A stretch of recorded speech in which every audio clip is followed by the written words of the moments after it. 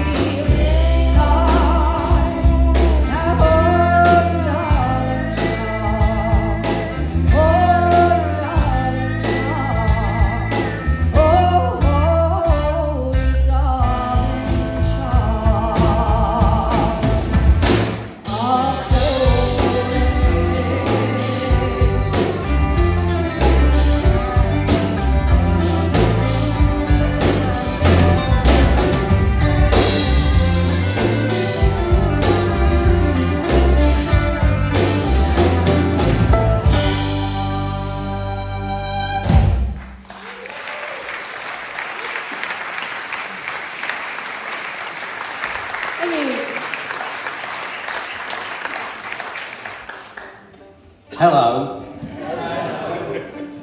It's very nice for me, this.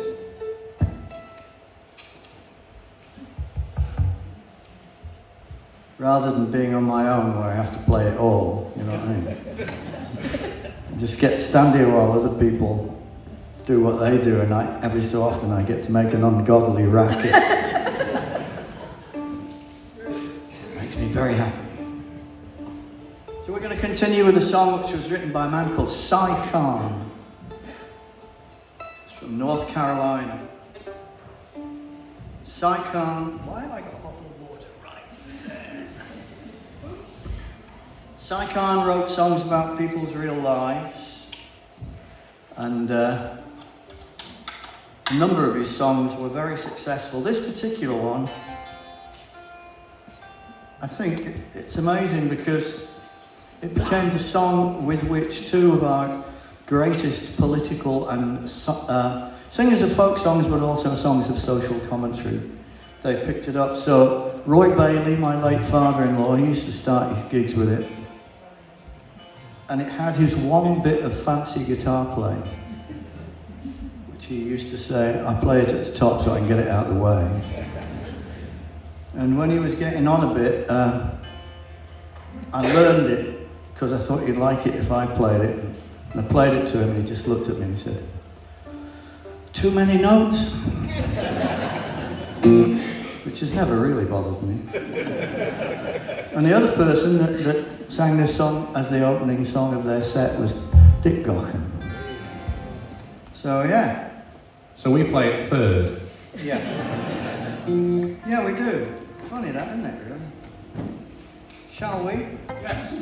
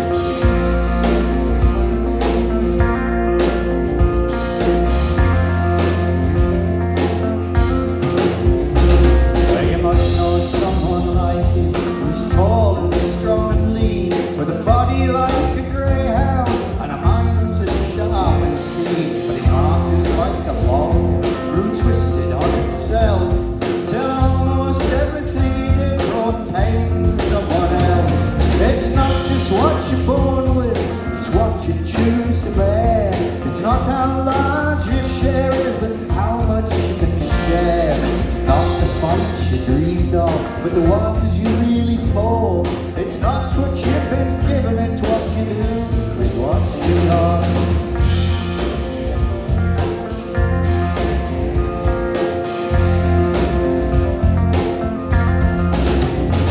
Now what's the use of two strong legs if you only run away? And what use is the finest voice if you've nothing good to say? What good is the strength of muscle if you only push and shove? And what's the use of two good ears if you can't hear those you love? It not just what you're born with, it's what you choose to bear. It's not how large your share is, but how much you can share. And it's not the fights you dreamed of, but the ones you really fought. It's not what you've been given, it's what you do with what you've done.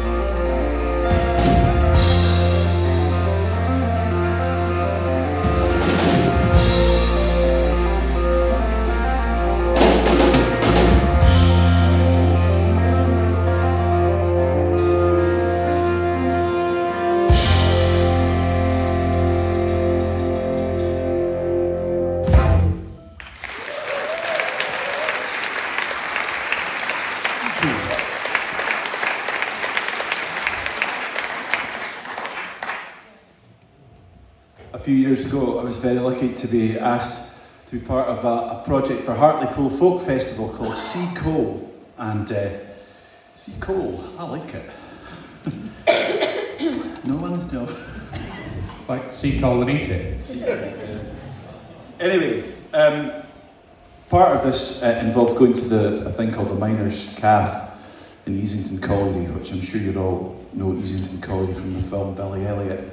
But we were in this cafe, which is in the Miners' Union there. Absolutely amazing place. It was run by this woman called Hedda.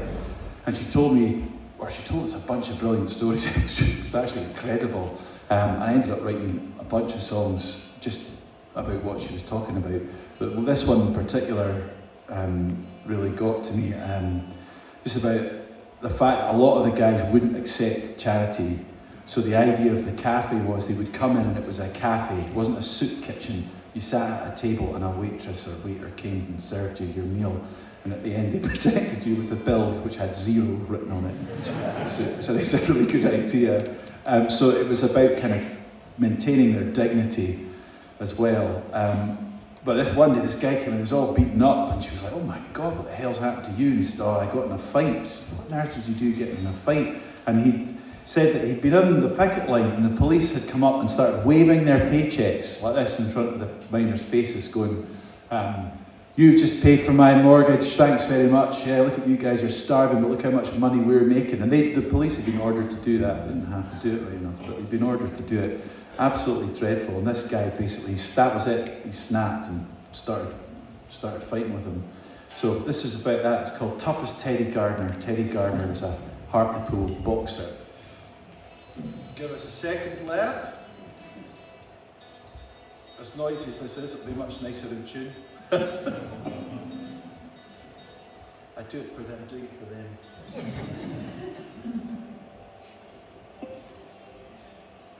There we go. This is how you can tell we're a folk band.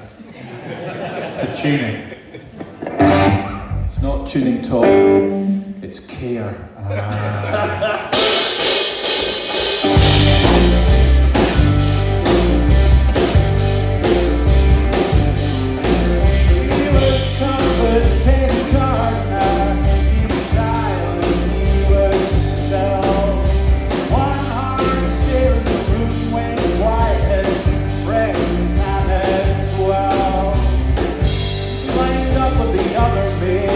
He was silent, he was dull.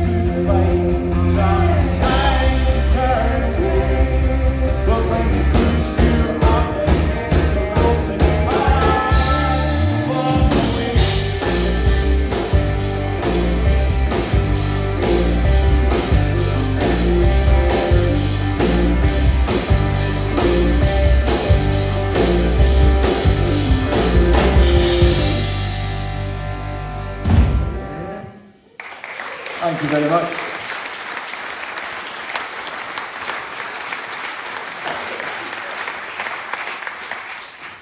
Finn, is this your first time in South Petherton? It is. I did go to that North Petherton place once. But like you guys, hate those guys from North Petherton. They're the worst. Right, moving swiftly along. I'll take my ears out. Is that actually a thing? Is it? Because like I grew up in a small town up north, and there was this whole thing of like, we lived in Granton in Spain. There was a village just along the road, like 2 miles away, called Cromdale, and I hate those guys from Cromdale. And then we went to Abbeymoor one time, and then all the people from Granton and Cromdale were like, we hate those guys from Abbeymoor. Hate ho poo. And then all the people from Strathspey, Abbeymoor and Canusie and Cromdale and Granton, we all went up to Inverness and we all banded together because we hate those guys from Inverness. I mean, there are actually people on this mainland who are not still fighting like clan wars. Yes. But we hate those guys. But we hate those guys. I hate those guys. I live in Sheffield. Everyone loves us. I mean, I'm from Exeter and I'm allowed to be here, so we must be doing okay. Dispensation. Oh, Alex would like everyone to know that he's from Edinburgh. I'll give you a... Right then. We don't give him a microphone because he's from fucking Edinburgh.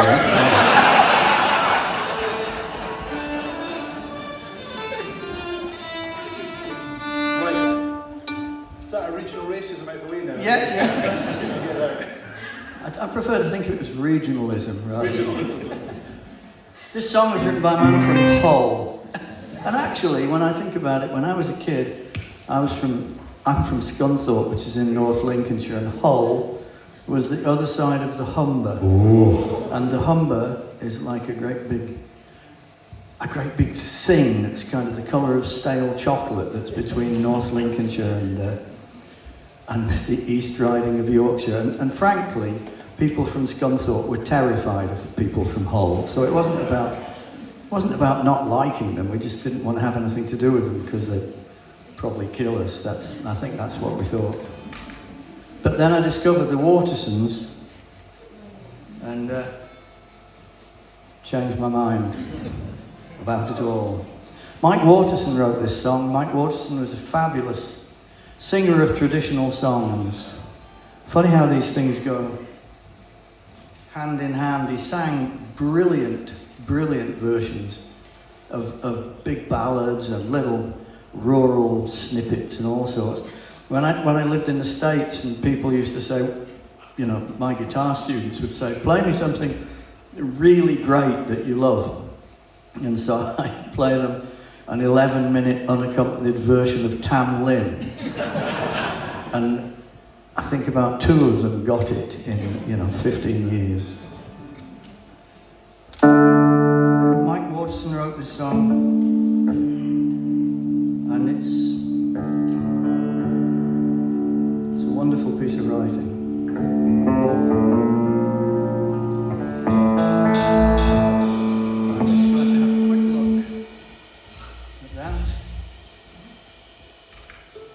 That's one of ours. Yeah, that'll do it.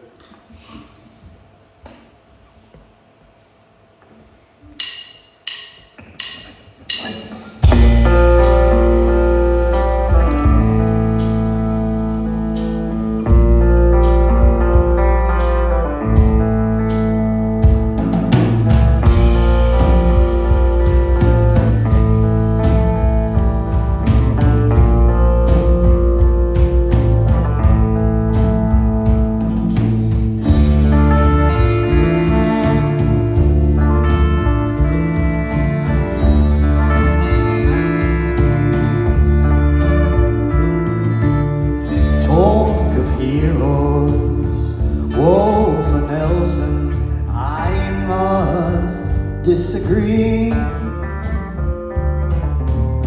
Sing the praise of Alexander. He's no use to me. Here we only have one hero of great fame, never failing in his duty. Listen and I'll tell to you his name. Endless joys, countless sketches on my window pane. Master craftsman, skilled engraver, Jack Frost is his name. From the cold wastes of Siberia, every winter he has gone, never failing in his duty till the winter time is gone.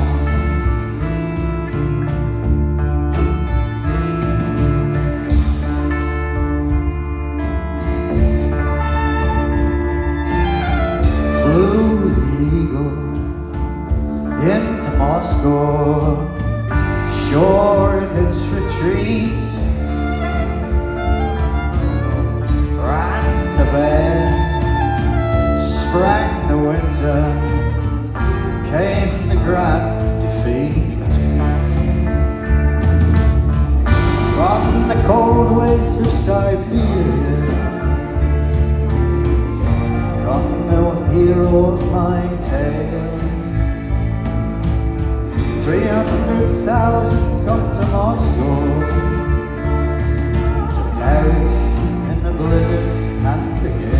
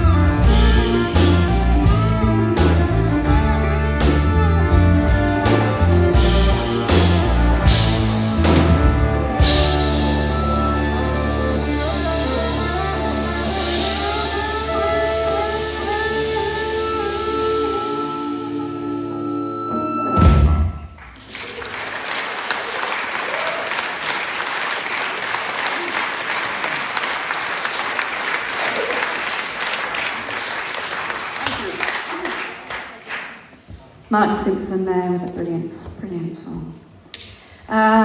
We're going to do a song of mine, and I wrote this for our latest album, which is called Glamour in the Grey, and we're very proud of it still. After all this time. Well, we've got a new one on its way soon, but yeah, Glamour in the Grey has been out a little while. Findlay's going to be in the interval, in the corner there with it. If you want to come and have a look, you haven't heard it yet, please do.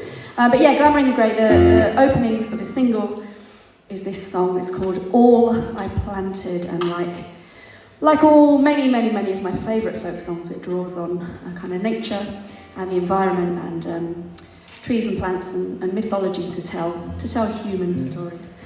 And I've got I don't know if the other writers on stage are like this, but I've got places that I go to that are really important and really, they just seem really rich in inspiration, and they're places that every time I go there, something happens, whether it's on a ley line or the ancestors are whispering in my ear as the winds blow or something, but something always happens in those places, and I always end up writing a song when I go there. And I'm saying this because very, very luckily we were in one of those places, one of the places I've had most of my deepest inspiration. And we were there last night, and it's the Travelodge at Cheveley Services. You should go there if you want to write your opus, or Karoo. And in fact, the aurora was predicted last night, but we didn't see it because it's Cheveley. But someday I will see the aurora. This is all I planted. What?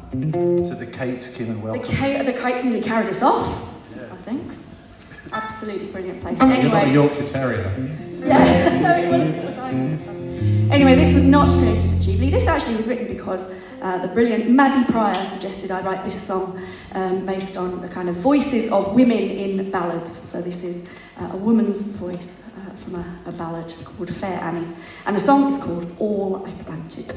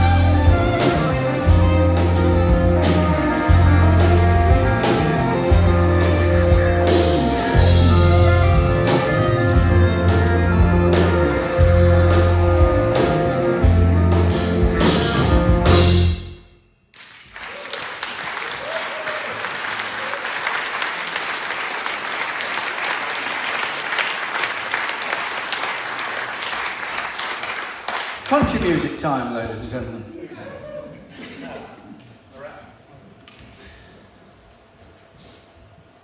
It's time for you to channel your only mildly suppressed desire to line dance. That was Southeast, that. Good.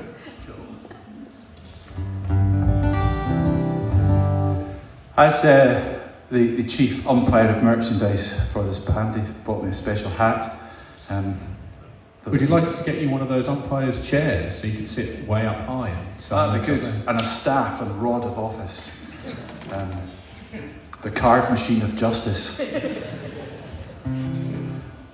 The float of joy. I don't know. I've not prepared anything.